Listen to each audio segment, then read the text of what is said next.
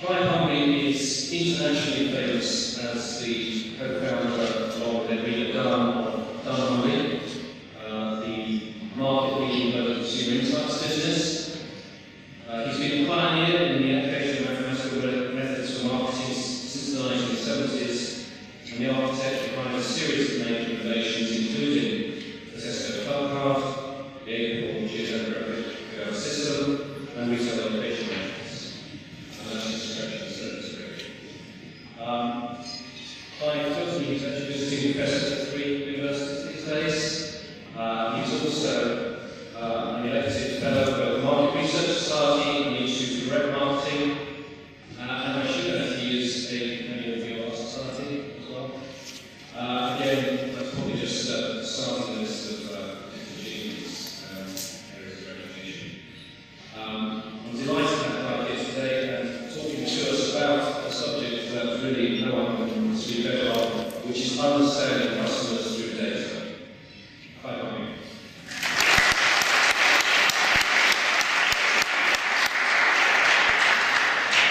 Thank you very much. I thought what I would do today was take a personal retrospective of 40 years of analysing people. It is quite scary when I say it, but it is actually 50 years ago that we started looking at how data could be used to understand consumers. And I think it's important to recognise that the vast majority of that time, I've been in what I would call descriptive analytics. So I'm not trying to predict the exact outcome of, for example, a credit score or application for a loan, like we heard in the earlier speech. I'm really focused on trying to tell stories.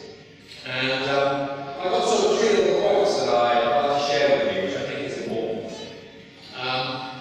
We really see ourselves as storytellers. We don't talk about ourselves as being mathematicians or statisticians or art people.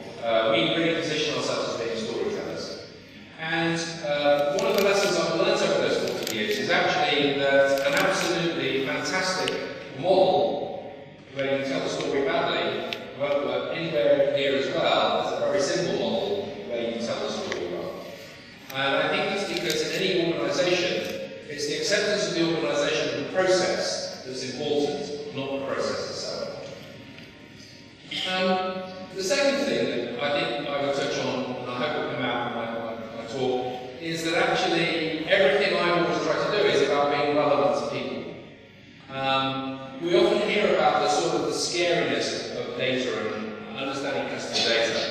And that goes right back. I mean, I started in the 70s and when direct marketing was just getting going, and everyone complained about junk mail. And you ever challenge anyone with what is junk mail, they would wheel out a great big basket full of catalogues that they'd been sent and they didn't want. And then sitting on the shelf would be another catalogue of Dutchy originals or some collectible collection that they loved. And of course that wasn't junk. And everything about engaging with the customer, which is really what I've been about, is about being relevant. Because if it's relevant, it's meaningful and it works. If it's not relevant and it's pushed down someone's throat, it doesn't. And I think that is actually a big challenge in our industry today. I think what's happened is that technology has gotten ahead of our ability to be relevant. We can actually do very clever things with data, with the explosion of computing power, with the wide range of new data sources, all of which I'll touch on, that's become available to us. We're now able to do things that we couldn't do, but just because we can do them doesn't mean we should. And I think that's a really big challenge to any organisation that's consumer-focused in terms of using the data well. And the other thing I would say is that there's a lot of hype about what's actually going on. I was in a large organisation just 2 days ago, which claimed to have 400 people working on data and modelling and all these things. And I was doing some interviews with senior leaders there and talking to them. And I think I came away with the conclusion that there were only actually 5 people doing anything interesting. And the other 295 were actually just producing yet more management information, which is all very useful, but actually the management was then now drowning in data.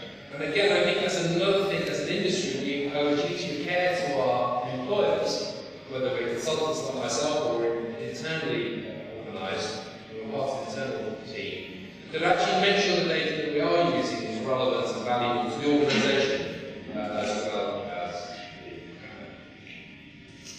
So, let's have a brief history. I love this little story. I think it's worth us remembering about how we understand customers. So in the 1950s, all of a sudden we had this thing called television that had become big, and somehow we had to buy it. And we came up with this wonderful system called social class, which basically was, you are the job you do. So you are the job you do. You're in this room, we're all A's or B's, and we are all skilled professionals or managers, and we basically get this nice label that we're AB, and therefore this is the sort of advertising we should receive. And of course, in its day, it was groundbreaking. It changed television and voice recognition. Interestingly, today in the television industry around the world, 78% of all TV is still about girls on ABC One Housewives.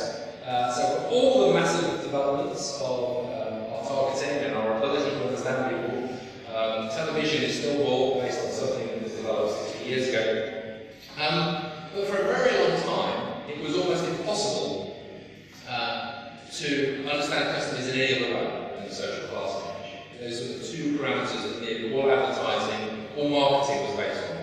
And if you, like myself, a little bit older, and you were in marketing in the 70s and 80s, virtually the textbook was, it's all you read.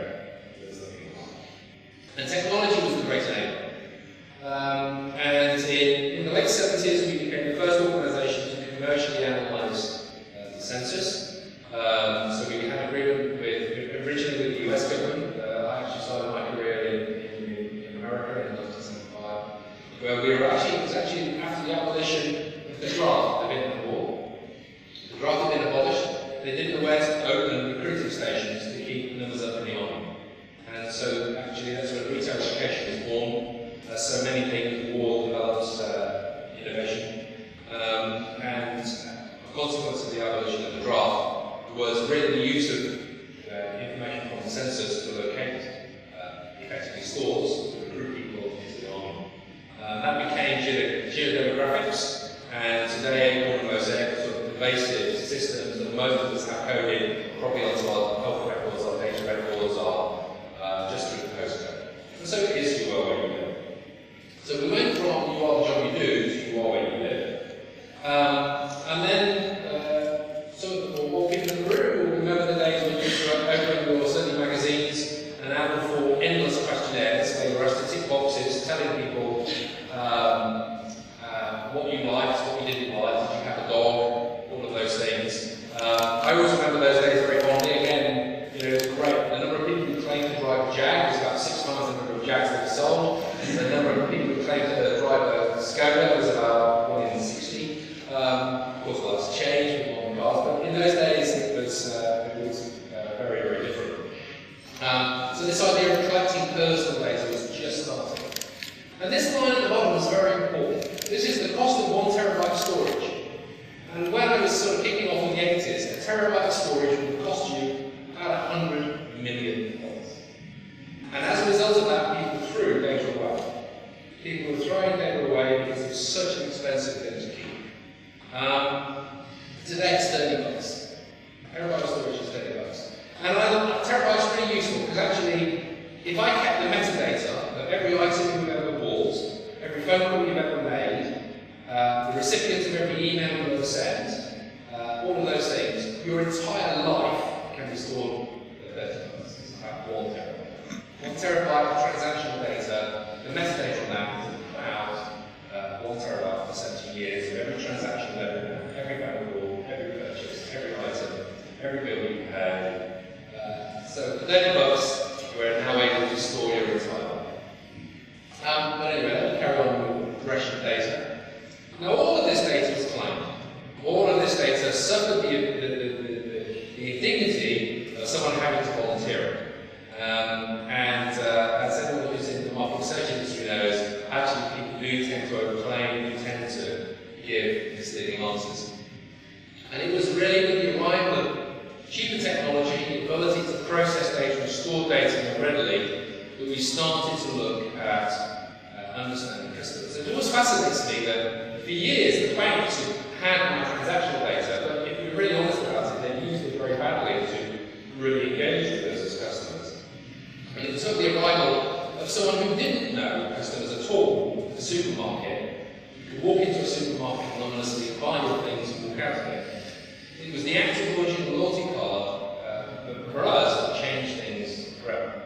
So when Tesco launched the club card, then basically all of a sudden we knew what people were buying. And then all of a sudden it wasn't what you claimed, what you said, but basically what you bought. And essentially that's been my journey, the transition from looking at claim data to how do you describe people based on the things they buy. And I'll explore that. Today we've heard a lot about big data, and it does get tedious to think about that. But big data today is there are so many sources of data, and I'm just going to have a look at a few right at the end and just ask the question, what really happens when all of that data does get monitored together around the customer? But the big difference is all of this data is actual, and as a result of that, our modelling processes need to change. Because actual data is very different, and the confidence intervals are very different to the patterns that you saw in claim data. Claim data is subject to much greater error, much more overclaiming, and actually, if you can detect overclaiming in claim data, then actually you can improve your models greatly. So let's just very briefly look at those different ways of understanding the customer. So you are where you live.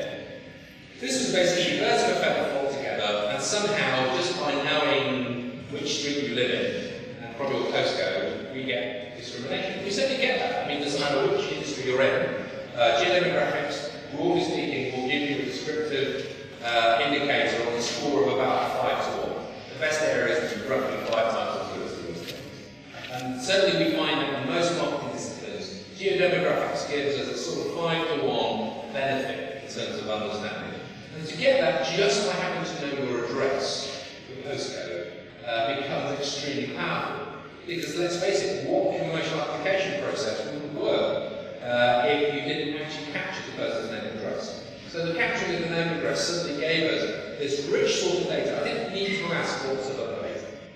And geodemographics has proved to be very powerful, it's proved to be quite innovative, and actually I see a re-emergence of this level of granularity with the arrival of all these new data sets. We may not be able to bring together data on the individual customer because of privacy issues, but we will be able to aggregate data together from multiple data sources around these geographies.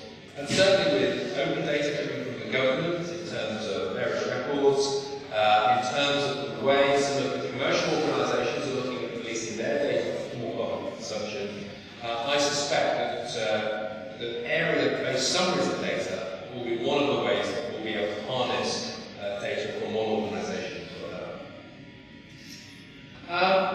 But all of this was inspired by what I would call consider the first big data project. I don't know how many of you know Charles Booth's Map of London. I love this. It's, we really got into this obviously when we first found his work, which was the foundation of how to classify neighbourhoods. Charles Booth actually collected data from employers. He went to all the major employers in London and asked them about the income and where employers live. He actually visited streets and collected data on streets. He collected data from census information, a wide range of stories. And what I really love, you can't really see it here, but the thing I passionately love is that the area just around Parliament is black, and that means semi-criminal. So there we go, no changes in 125 years. But probably best known from, we're best known for what we did with Tesco, and then globally with Kroger and Casino, and we took loyalty cards global. So I thought that's probably what we really want to hear about, so let's hear the truth about retailers. They're called loyalty cards, and I hate the word. There they are, that's what they are. But they're not about loyalty at all. This is loyalty. How many of you have got Tesco's tattooed on your arm? 0. I wouldn't mind guessing there's at least 4 people in the room with a Harley Davidson tattoo. But broadly speaking, real loyalty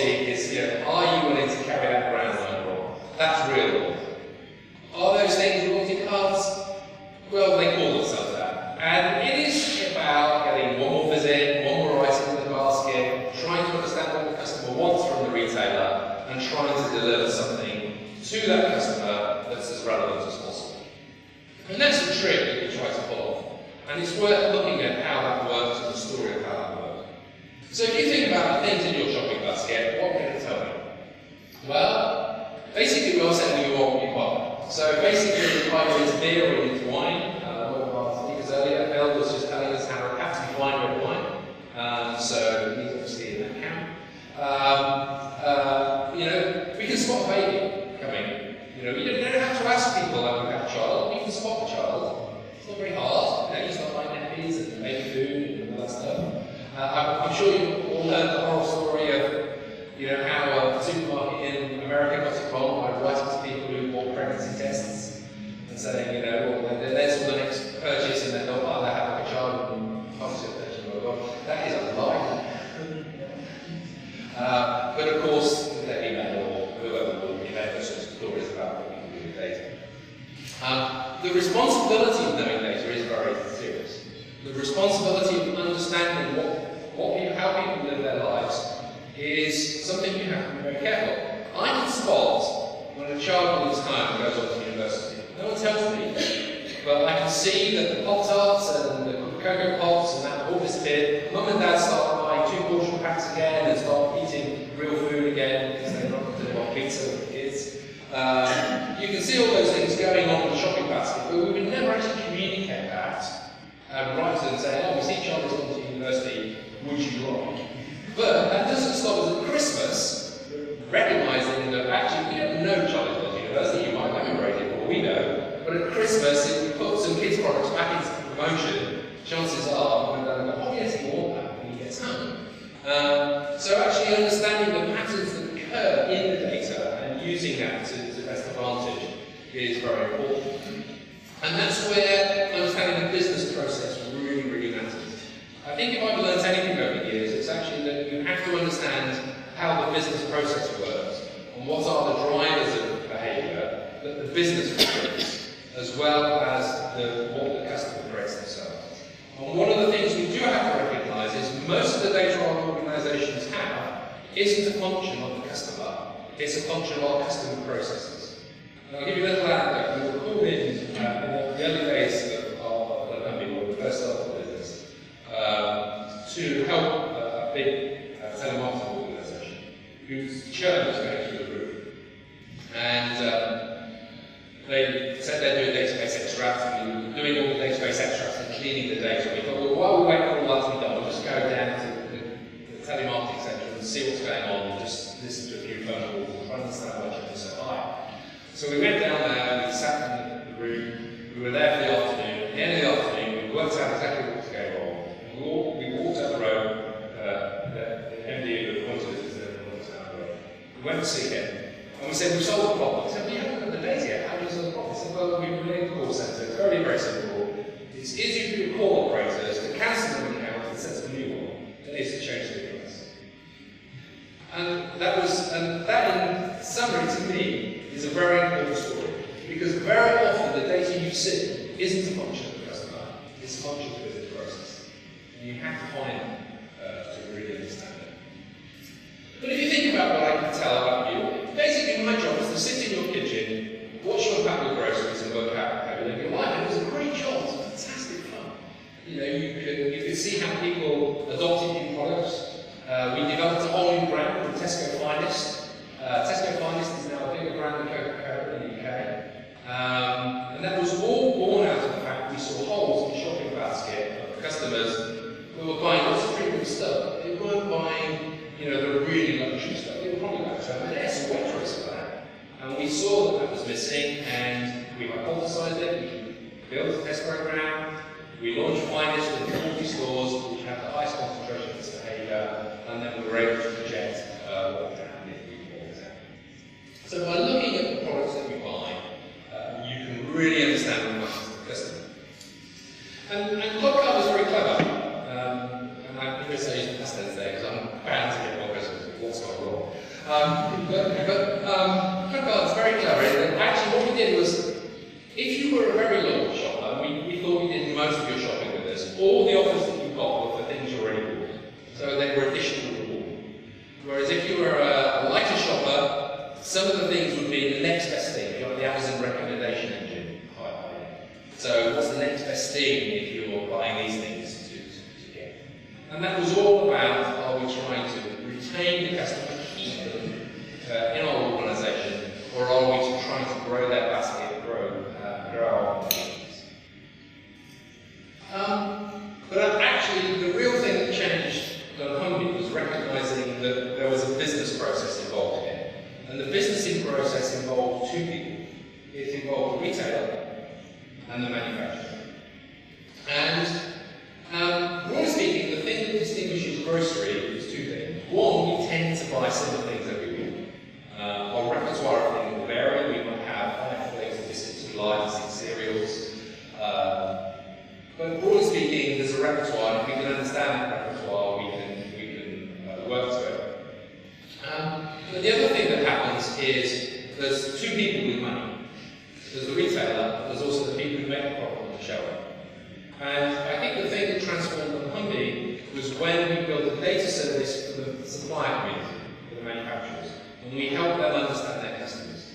And so we moved from this point where if you wanted to understand a new product launch, historically you'd have done a massive piece of field work, it would cost you hundreds of thousands of pounds, and we could basically automate that entire process, and within a week of the product being launched, we could have a whole series of diagnostics. Who tried it? How many people repeat purchased it? What did they stop buying and start buying instead? And all of those other things. And working with those two people together, we actually re-engineered the supply chain. We re-engineered the supply chain to make sure that the data on the customer was informing the supply chain.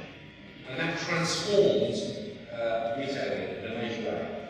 The supply chain dropped in 7 days to 5.5 days. So the amount of efficiency and benefit to both parties there was huge. And both parties were willing to pay big bucks for that. So it made a massive difference. But working with those two people together, we forget someone else, and that's the customer. And one of the things that I think we really worked very hard to do was be the champion of the customer in the organisation. So for example, when we developed our couponing service to manufacturers, guess what? Manufacturers, let's say, Coke, they go, I want Pepsi customers, please. And we go, no, I haven't. We never targeted people with offers for things they didn't want. You have to show at least an inclination towards it. So if it was part of your repertoire, you might buy Coke sometimes, Pepsi other times, then fine, you can target. But we deliberately said you cannot try to change behaviour that the customer is not starting to accept. And we felt that was a very important principle of maintaining both integrity of the brand, but owning the data, but also in terms of actually showing an economic return, because everything we've seen over the years is actually that targeting the wrong thing to people just wastes money. And obviously, we tend to be doing quite simple models. Most of our models are very simple in the grand scheme of things, but they were implemented at industrial scale. So when we did the optimization of the Tesco mailing, 20 million messages going out, 3 million people receiving their club card statements, we might have 12,000 offers to deliver. The optimization process of which offer went to which person didn't just have to be ideal for the customer, it had to meet constraints of commercial terms that had been agreed. So, whilst the modelling was relatively simple, at the same time it had a number of different goals. So Clubcard changed everything for us, obviously as a business. It became a benchmark that we then took globally. This cooperative data model also we took globally. And we went from a business that was literally 30 people when we started working with Tesco to 3,000 in the space of 8 years. And we went from one country to 34 countries. And we touched the lives of 500 million consumers around the world with the way that the data was being used and processed. So the first area I want to talk about, the next area I want to talk about really is where does all the new data come from? And actually this is out of date because they've already sold big box. When I put this together, I was being quite provocative the fact that actually one of the things we managed to develop very actively with Tesco is to understand what's saw the transition, for example, from pay-as-you-go phones where you bought top-up cards at the supermarket to new ways of getting phone top-ups and phone credit. And Tesco were very concerned about that because for some Tesco stores, pay-as-you-go phones could be up to 5 or 6% of small stores' turnover. Just one of those old-fashioned top-up cards that you just have. And so obviously we saw that was changing really quickly, that the technology was changing. Tesco decided that actually rather than try and change the business model, they physically launch their own phone service. That was the best way to retain customers. 4.5 million people now have Tesco Mobile. And so Tesco Mobile now gives us potentially new source of data. Likewise, we looked at the credit card fees we were paying to banks and worked out the best thing to do was launch our own bank. Tesco launched Tesco Bank, and as a result we got the credit card for Tesco. Now I would understand what we're spending outside of the organisation. So the phone will tell you where you are, the credit card will tell you what you're buying outside the organisation. If you've got Tesco print box, you can see what videos you like. If you bought a huddle, we can see what else you were doing on the huddle. In theory, and I stress it's in theory because I don't, even though we had the business 4 years ago, something to Tesco, I still don't think they're mining all of this data. Just proving a little bit too hard. Partly for a privacy concern, because I still think they do hold customers' privacy very high esteem. But secondly, they can't quite work out how to use it, so that's the point. So, how do we judge where we are here? I think you have to put yourself against a number of things. So many times over the last, certainly in the last 2 or 3 years, people have said, we want to do a Tesco. Will you come and work with us? And these are the questions we really have to answer. So first of all, is your organisation one with frequent descriptive transactions? Grocery data is fantastic at describing people, because it really does tell me how you live your life.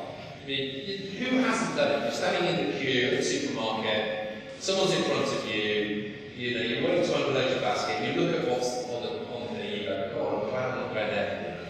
Or something, don't you? You form like that an opinion of that person just looking at that collection of 40 things on the basket, on the till. And that's effectively what we were trying to do. We were trying to go, I don't want to go to the list anymore. Wow, that's exciting. I'd love to try that. So we were trying to understand that. And grocery data is fantastic for that. It's so rich. It really, you can see the things that you buy this week, last week. We can tell which of you in the audience care about hair and which of you don't. We can tell you which ones, trying to lose a bit of weight, which ones aren't. We can tell you which ones have got kids at home. We can even tell you that dysfunctional families that don't live together. But we would, again, never market in that sense. We wouldn't put you to tell you. See, you don't live with your husband. The other thing is, can you tell stories? And I hope what I'm communicating is actually is about telling stories. Senior management at Tesco don't get the data. They just want, the thing that changed everything for us is that we went in the boardroom and we put 12 shopping baskets of shopping on the table and said, there are the 12 typical baskets that we're talking about in our discussion. There was no stats, no numbers, no maths. Well, there was 2 numbers, how many customers and how much is the basket worth. Those are the 2 numbers that they get. There was no, how do we get there? They didn't need to know any of that. They just wanted to know that there were these different sorts of baskets there.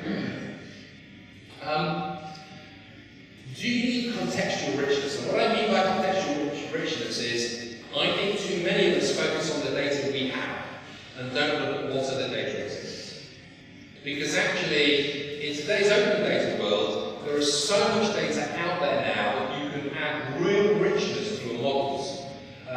We've had it in finance for years. We've always had the credit bureau consolidating data from multiple organisations and sharing that across financial institutions.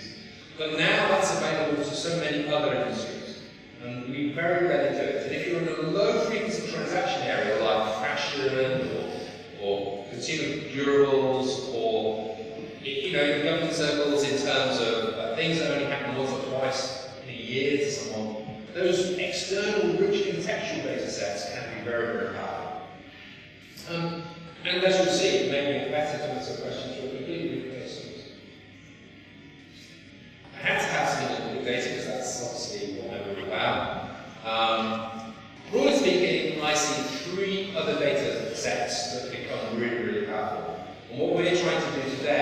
is see how we can meld these together. So we're looking at transactional data from credit and debit cards, we're looking at mobile phone data, and we're looking at social media data.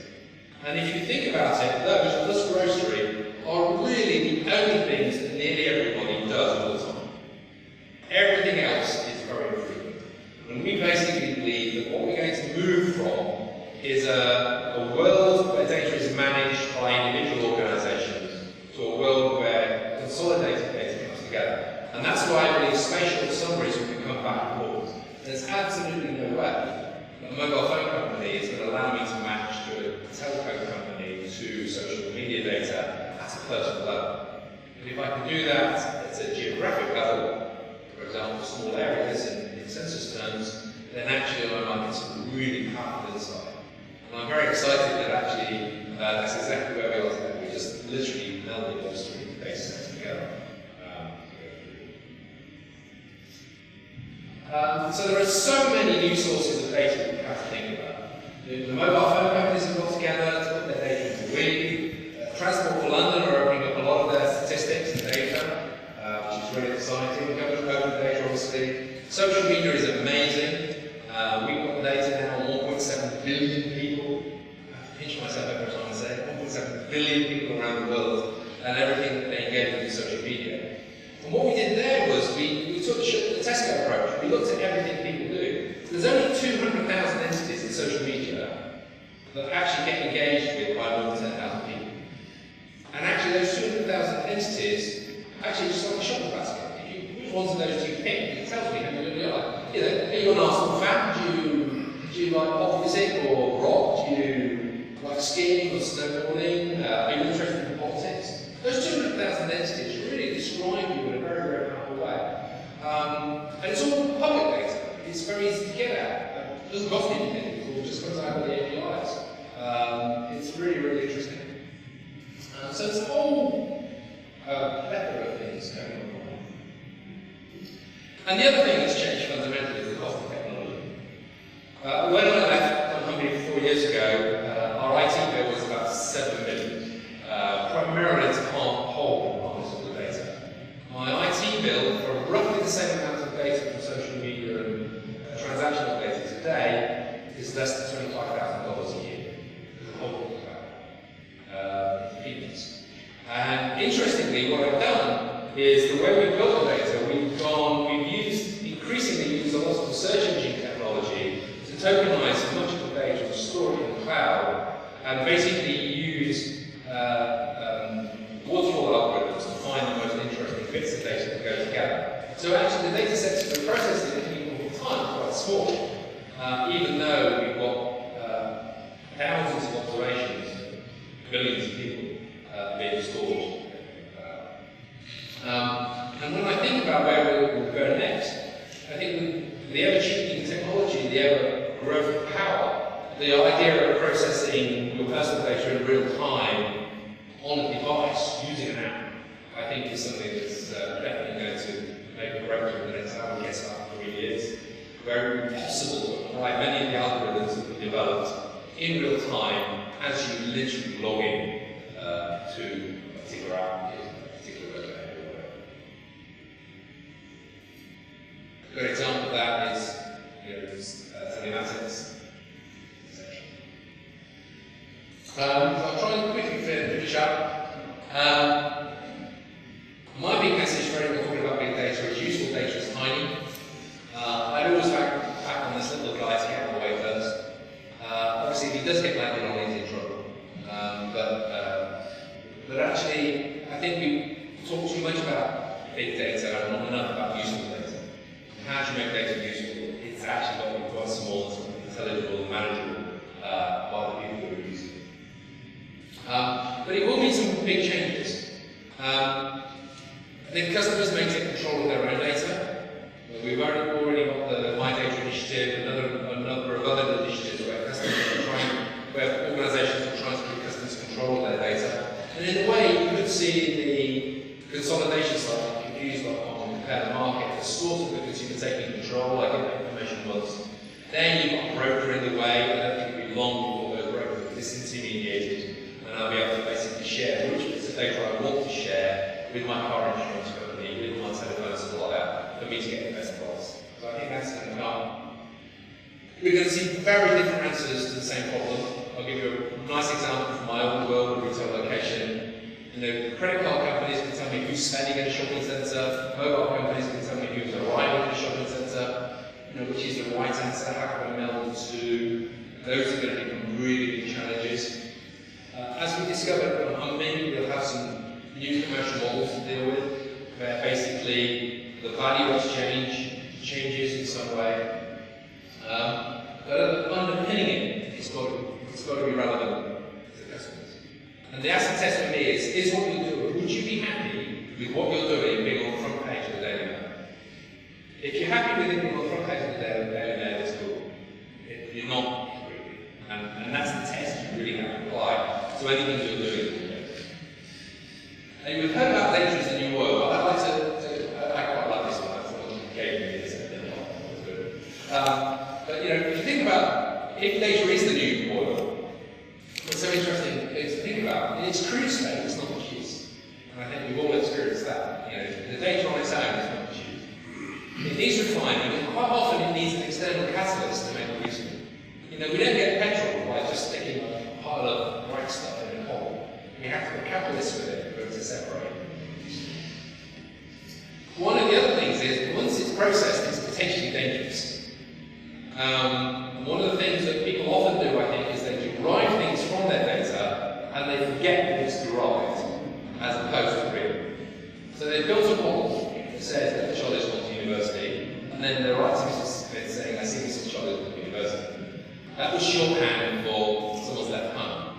It really wasn't the child going to university. So be very careful about how you use the right data. And very importantly, actually, the people who really benefit from this new data, this new oil that's coming on the street, aren't the people who basically run the petrol stations and the pumps, because there's not a lot of profit. It will be the people who build the really clever stuff, the plastics and the polymers down on the street. That's where the real profit is. So I'm going to probably leave it out. I think you've probably heard it from me, and I hope that really stimulates your thoughts. I'll quickly just skip over that tutorial and leave you with these questions. So, do you really understand where your data comes from? Because if you don't, you won't get to use it. And that, to me, is the thing I've seen most of my career. People just do not appreciate that actually, quite often, quite a few of the fields are just filled in with whatever the telephone operator thinks they should put in.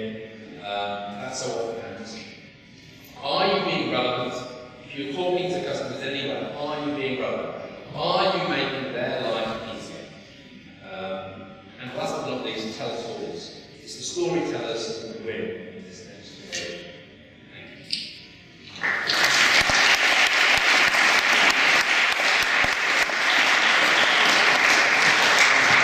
Thank you very much. I'll take this on a fascinating journey. I think there is really strong message there on storytelling and relevance. I'm sure there are lots of questions. So questions, please. Someone raise their hand. Any questions? Yep. Did Tesco derive anything to do with you being 4 years ago? Some of that type of thing. I would, no, of course it didn't. I think Tesco is what they're out for. And actually, I think the industry itself is structured growth. I think it's become part of promotion. The industry has become part of promotion. And I think the consequences of that are going to be long-reaching. Not just the Tesco, but for all the food around the world. I think it's two stories, because the Channel 4 hot guy who came in, Jimmy leaked in the data. It sounds like a hot guy at Tesco that could maybe even less. No, I'm not sure that's true. I think Philip believes in the data.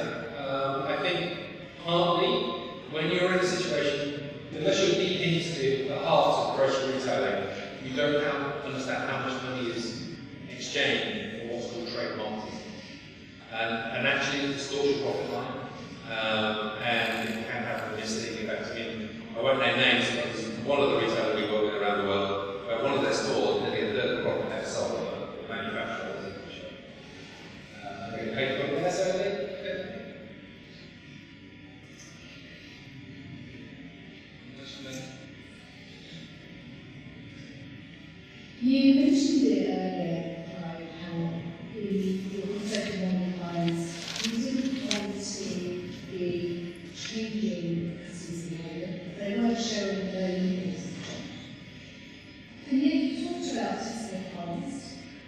being an introduction which could classify as a change in behaviour?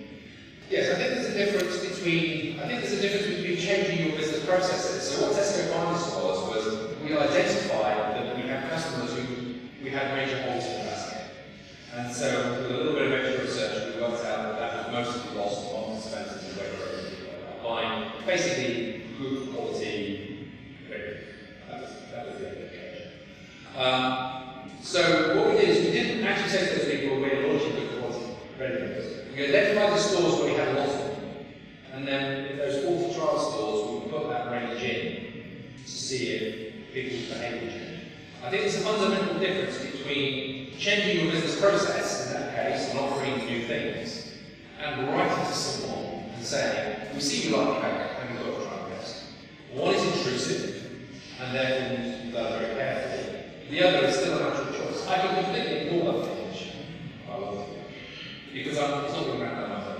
So, I hope there isn't a contradiction there. But I think it's to do with when you're in personal contact with the person, that you never want to insult them. You don't want to say, you bought this, you should try this. If that is relevant, you need some degree of association that can work. We've got a number of things where we have said people who bought this like this as well. And they're particularly about new product introduction. But generally speaking, it was really about switching. We were sort of no. Computer said no.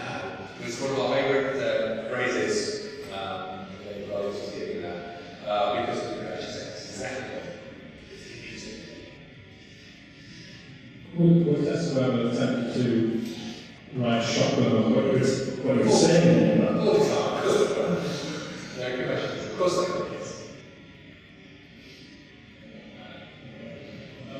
If you could have put together the supermarket purchasing data with, say, NHS health data, what do you think you could have found? That's a really, really interesting question. So actually, I think you have to recognise what supermarket purchasing data is household purchasing, not personal purchasing. So one of the things is you don't know who is the individual consumer of the product that goes into the household. But I think there are some tremendous potential benefits to using supermarket data here. Obviously, understanding dietary fibre, those sorts of inputs to a person. And certainly in some supermarkets around the world, they have been tied to a private cafe, where basically you get bonus points if you're buying all their things. And you can say that's a good thing or a bad thing. I'm ambivalent about it because I think it's a personal choice for the consumer. You give the consumer a choice. The area I got most excited about was a piece of work on Alzheimer's, which I was first introduced by my parents, one of my parents. And I was at a conference on that, and I was listening to the conversation. One of the things that it described to me was one of the early coping strategies that you see is people starting to exhibit habitual behaviour. Well, the one place you can spot habitual behaviour really quickly is the supermarket shopping. So it struck me, and I've been trying to been working on a piece of work with the Alzheimer's Society around this, which is could we get a piece of work which got volunteers who raise their hands, and they basically have their purchase behaviour monitored to see if it becomes habitual, and that becomes what we ought to go and have tested. So I think, in areas like that, I think there are some really interesting applications of, with consent. I think it always has to be the consumer wants it to happen, but the consumer's data being used for their own benefit, especially